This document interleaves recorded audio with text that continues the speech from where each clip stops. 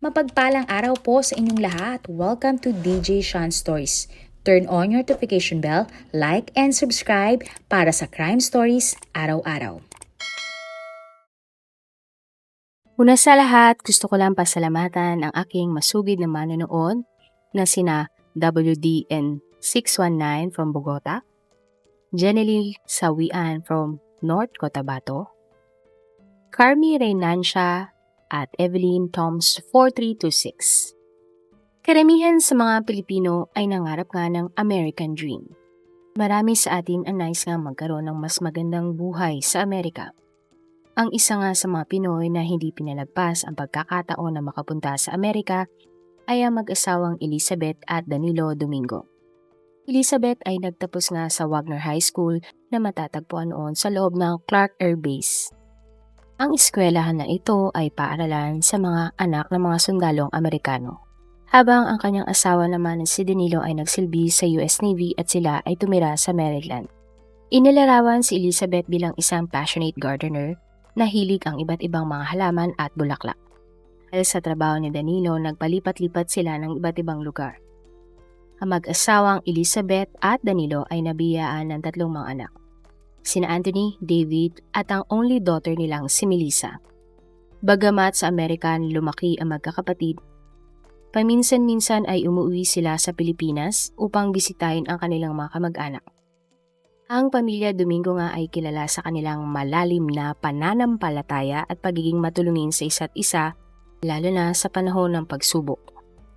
Noong una, hindi naging madali ang pamumuhay nila sa Amerika dahil kailangan ni Elizabeth na alagaan ang kanyang mga anak, habang ang kanyang asawa naman ang nagtatrabaho. Subalit, kinaya nila ang lahat dahil sa pagmamahal na meron ang kanilang pamilya. Makalipas ang ilang taon, nagdesisyon na si Danilo na magretiro at bumili sila ng bahay sa Georgia kung saan sila permanenteng nanirahan. Nang panahon na ito, nasabi nga ng mag-asawa na talagang natupad na nila ang hinahangad nilang American Dream at inilagak na lamang ang kanilang oras sa masayang retirement. Ang isa sa kanilang mga anak na si David ay naging isang Navy veteran.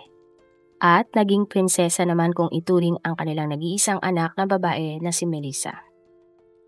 Si Melissa ay kumuha nga ng kursong Bachelor of Science in Biology sa University of Maryland at nagtapos ng taong 2014. At nang lumipat na ang pamilya Domingo sa Georgia, ipinagpatuloy ni Melissa ang kanyang pag-aaral at nagtapos noong taong 2018 na may degree sa dental hygiene. Tulad ng kanyang inang si Elizabeth, si Melissa ay lumaking masipag at matyaga.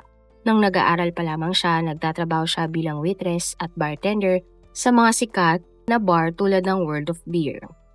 Ayon sa mga customer at naging katrabaho ni Melissa, palaging naghahatid ng ngiti sa kanila ang Pinay. Napaka-sweet at thoughtful din daw ni Melissa.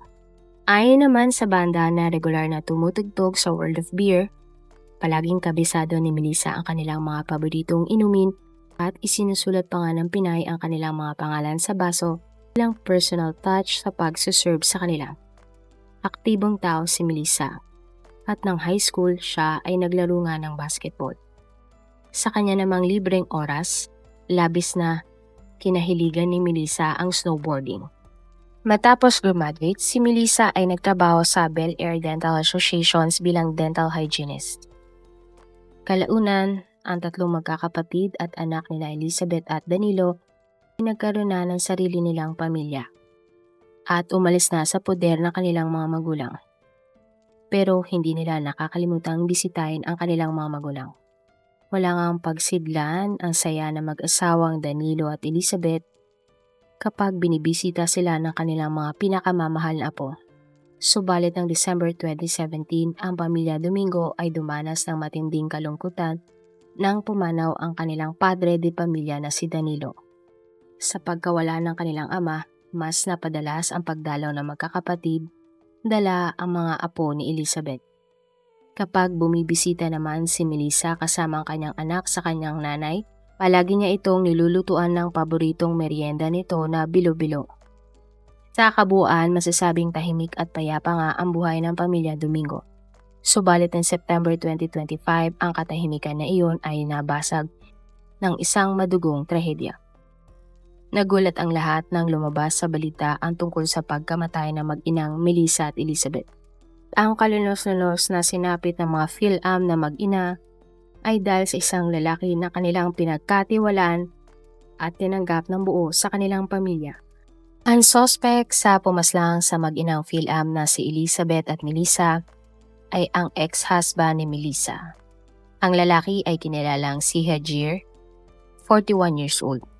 Taong 1984 nang isinilang sa bansang Iran si Hajir Talebzadeh, panahon kung kailang magulo sa kanilang bansa. Ang mga magulang ni Hajir ay gusto siyang bigyan ng magandang buhay kaya naman tumakas sila patungong Pakistan ng taong 1986. Humingi sila ng tulong sa embassy para magkaroon ng refugee status na naging dahilan kung bakit sila nakarating sa Amerika.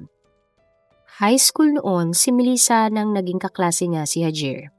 Bagamat magkaiba ang pinagmulan nilang bansa at background, kakaintindihan pa din ang dalawa. Kalaunan, nahulog na nga ang loob ni Hajir sa Pinay na si Melissa. Pumayag naman si Melissa na magkaroon sila ng relasyon ni Hajir dahil sa kabutihang ipinapakita ng lalaki sa kanya. Saksi naman ang pamilya ni Melissa na masaya at halos hindi na mapaghiwalay ang mag-high school sweetheart. Welcome sa pamilya ng PhilAm si Hajir at tinanggap siya ng pamilya Domingo nang walang pag-aalinlangan. Matapos ang high school, pumasok na sa military si Hajir at naging isang sundalo. Inilipat naman si Hajir sa malayong lugar kung saan siya na destino na malayo naman kay Melissa. Pero kalaunan sumunod ang Pinay sa lalaki at nagsama na sila sa iisang bahay. Makalipas ang 6 na taon, nagulat na lamang ang pamilya ni Melissa nang nalaman na ikinasal na pala ang dalaga kay Hajir. Pero dahil nakita nilang masaya si Melissa sa piling ng kanyang asawa, hinayaan at sinuportahan na lamang ng pamilya Domingo ang desisyon ni Melissa. At ang pagmamahalan nga ni Melissa at Hajir ay nagbunga ng isang anak na lalaki. Si Hajir ay nagsilbi bilang isang Farsi linguist ng US Army o translator. Maayos naman ang pinansyal na estado ng mag-asawa. May trabaho si Melissa at nagawa pang magtayo ng negosyo ng kanyang asawa. Nagkaroon din si Hajir ng construction company at isa pang negosyo. Maayos niyang napapatakbo ang kanyang mga business kahit nagtatrabaho siya bilang sundalo. Taong 2018 naman na nagtapos ang karera sa militar ni Hajir. Alit matapos ang kanyang pakikipaglaban sa mga terorista, nagkaroon siya ng spinal at brain injury. Kaya naman, idineklara na si Hajir na disabled veteran at hindi na siya pwedeng magtrabaho pa sa US Army at tuluyan na nga siyang nagretiro. At pag uwi nga ni Hajir sa kanyang mag-ina, namuhay sila ng masaya sa Georgia. Subalit ilang taon matapos magretiro ni Hajir, nagsimulang magkaroon ng pagbabago ang pagsasama na mag-asawa. Napansin na ni Melissa na ang kanyang mga kapatid ay tila takot na magkamali kapag nasa harapan niya si Hajir. At kalaunan, nagkaroon na sila ng mga alitan at naauwi ito sa sakitan. At dahil hindi na magkasundo ang Pinay at ang kanyang asawa, nagdesisyon na silang maghiwalay. Umasa nga ang pamilya ni Melissa na maayos pa ni Hajir at Melissa ang kanilang pagsasama. Pero lalong lumala ang away na mag-asawa, kaya naman napilitan na ang Pinay na mag-file ng full custody ng kanilang anak na si Michael. Ayon sa abogado ni Melissa, kapag napunta nga kay Hajir si Michael, laki ang posibilidad na dalhin ito sa Iran. Maaari daw maimpluwensyahan si Michael ng ekstriktong kultura na pinagmulang bansa ni Hajir. Dagdag pa dyan, sinabi din ng abogado ni Melissa na mas ligtas ang bata sa Amerika kaysa sa Iran dahil nga si Hajir mismo ay umalis na sa Iran para siya ay maging ligtas. Pero ayon naman sa abogado ni Hajir, hindi pwedeng ibigay ng korte ang full custody ng bata sa nanay nitong si Melissa dahil may sakit umano sa pag-iisip ang Pinay. Inungkat nila sa korte ang kasong kinasungkatan ni Melissa. Noong New Year's Eve ng taong 2021, tumawag sa 911 si Melissa at sinabing binaril niya ang mismo niyang asawang si Hajir. Takot na takot si Melissa habang humihingi ng tulong sa 911 dahil ilang beses niyang binaril ang kanyang asawa. Matapos ang pamamaril ng Pinay sa kanyang mister, inaresto si Melissa. Siya ay sinampahan ng napakaraming mga kaso at isa na dito ang cruelty to children matapos masaksihan ng kanyang anak ang ginawang pamamaril ni Melissa sa tatay ng kanyang anak. Pinaniniwalaan naman na nakalaya si Melissa habang dinidinig ang kaso na ito. Sa korte naman, sinabi ni Melissa na nagawa niyang barilin si Hajir dahil natatakot siya para sa kanyang buhay at buhay ng kanilang anak. Sinabi din niya na ang unang humawak ng baril ay si Hajir at pinagbantaan ang buhay niya. Dahil dito napilitan umano ang Pinay na unahan na si Hajir bago pa nito masaktan ang kanilang anak. Tumistigo naman ang isang doktor at licensed medical social worker sa korte kung ano ang napakasamang dinanas ni Melissa sa kamay ng kanyang mister ng ilang taon. At dahil sa mga tumistigong doktor, nabunyag nga na nakaranas si Melissa ng physical, psychological at emotional na pananakit mula kay Hajir. Kaya naman, nagkaroon si Melissa ng iba't ibang sakit sa pag-iisip dahil sa kalupitan ng kanyang mister. Ayon sa court documents, kontrolado ni Hajir ang buhay ni Melissa, kabilang ang kanyang mga galaw at pakikipag-usap sa kanyang pamilya. Maging ang mga kapatid ni Melissa ay nagpatotoo sa korte na madalas silang manggamba para sa kaligtasan ng kanilang kapatid. Tinawag nga si Hajir na master manipulator dahil sa mga ebidensyang napaka-controlling niyang ama at asawa. Naungkat din sa korte na ninudmud pa ni Hajir ang mukha ni Melissa sa isang inodoro at isang beses ding pinaputukan niya ito ng baril. At maswerte ngang hindi ito tumama kay Melissa. Napatunayan din sa korte na mapanakit sa hayop si Hajir na nagpapatunay ng bayolente niyang karakter. Ang pangit nga na karanasan ni Melissa ay nakwento niya sa kanyang mga kaibigan at pinaiwan siya ng mga ito na iwan na si Hajir. Matapos ang insidenteng ito, tuluyan na ngang umalis si Melissa sa poder ni Hajir, kumuha ng proteksyon sa batas at inasikaso ang kanilang divorce. At ang divorce nga nila ni Hajir ay na-finalize ng taong 2024. August 19, 2025 nang ibinasura naman ng korte ang lahat ng mga kasong isinampa laban kay Melissa dahil napatunayan na ang kanyang ginawang pagbaril sa kanyang asawa ay self-defense. Ayon sa batas, umakto lamang si Melissa sa parang makatwiran upang makaiwas sa kapahamakan mula kay Hajir. Pero sa kabila ng mga ito, ang full custody ng kanilang anak na si Michael ay iginawad ng korte sa ama nito na si Hajir. Ayon sa judge, kung siya lamang ang masusunod, gusto sana niyang may ibang taong mag-file ng custody ni Michael dahil para sa kanya, parehong problemado sina Melissa at Hajir. At base sa desisyon ng korte, maaari namang madalaw ni Melissa ang kanyang anak kung may isasama siyang social worker o yung tinatawag na custody exchange. Ang custody exchange ay ang proseso kung saan ang bata ay inililipat mula sa isang magulang papunta sa kanyang isa pang magulang base sa napagkasundoang schedule. Mayroong dalawang uri ng custody exchange. Una, ginagawa ito sa pampublikong lugar na maraming tao gaya ng mall, fast food restaurant o madalas sa parking lot. Ligtas ito para sa mga magulang na madalas mag-away o magkaroon ng tensyon sa isa't isa. Ang ikalawa naman ay sa curbside exchange o palitan sa labas ng bahay. Ang bawat kampo ay kailangan din sumailalim sa mental health treatment at co-parenting counseling. Nung una, maayos naman mag-custody exchange ang dating mag-asawang Melissa at Hajir.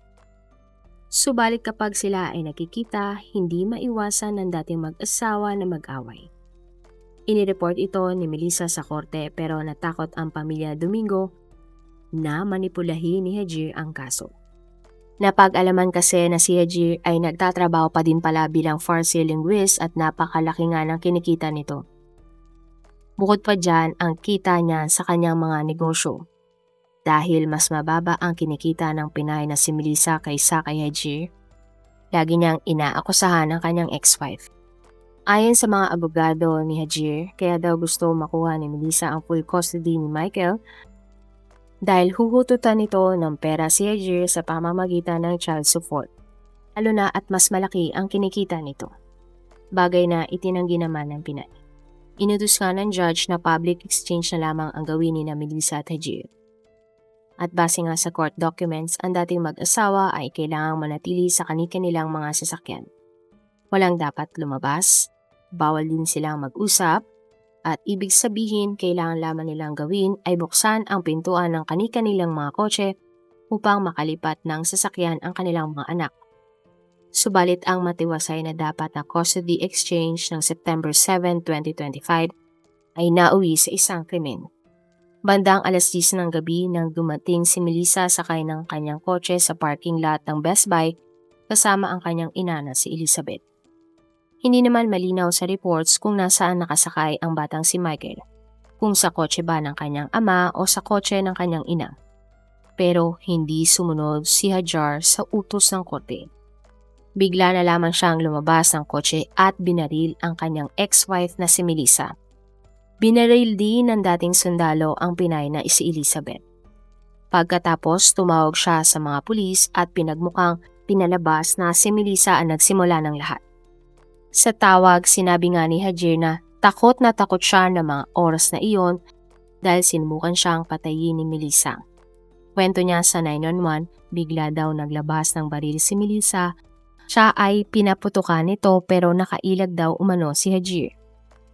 Sinubukan pa daw awatin si Melissa ng kanyang nanay na si Elizabeth. Paliwanag pa niya, mula 6 hanggang 7 putok daw ng baril ang pinakawala ni Melissa. At para protektahan ang kanyang sarili, binaril din ni Hajir si Melissa at siya din ang bumaril kay Elizabeth.